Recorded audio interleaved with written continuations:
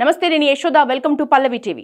పోలీసులకు సవాల్ విసిరే స్థాయికి చేరిన పైరసీ గ్యాంగ్ లీడర్ ఐబొమ్మ నిర్వాహకుడు ఇమ్మడి రవిని పట్టుకోవడంలో city cyber crime police team CP Sajjanar చేపట్టిన ఆపరేషన్ సక్సెస్ కావడంపై AP deputy CM Pawan Kalyan సంతోషం వ్యక్తం చేశారు.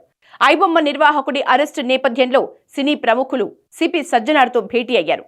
వారంతా పోలీస్ శాఖకు ధన్యవాదాలు తెలిపారు.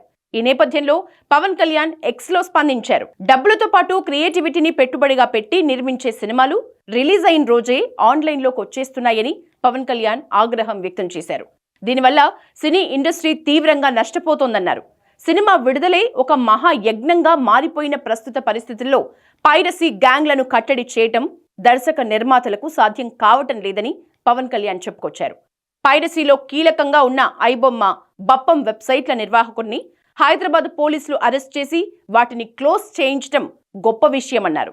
ఈ ఆపరేషన్లో భాగమైన పోలీసులకు సిటీ కమిషనర్ సజ్జనార్కి అభినందనలు తెలియజేస్తున్నా అని పవన్ కళ్యాణ్ తెలిపారు. బెట్టింగ్ మాఫియా, పోంజీ స్కీమ్స్ లాంటి వాటిపై స్పెషల్ ఫోకస్ పెట్టి వాటి వల్ల జనం ఎలా ఆర్థికంగా నష్టపోతున్నారో చెప్పేందుకు సజ్జనార్ అవేర్నెస్ ప్రోగ్రామ్స్ నిర్వహించడం అభినందనీయమని పవన్ కళ్యాణ్ అన్నారు. బెట్టింగ్ యాప్స్ ని కంట్రోల్ చేసేందుకు సజ్జనార్ చేపట్టిన కార్యక్రమం అన్ని రాష్ట్రాల్లోనూ కదలిక తీసుకొచ్చిందన్నారు. సజ్జనార్ చేపట్టే చర్యలు టాలీవుడ్ ఇండస్ట్రీకే కాకుండా యావత్ దేశానికి మేలు చేస్తాయని పవన్ కళ్యాణ్ ప్రశంసించారు.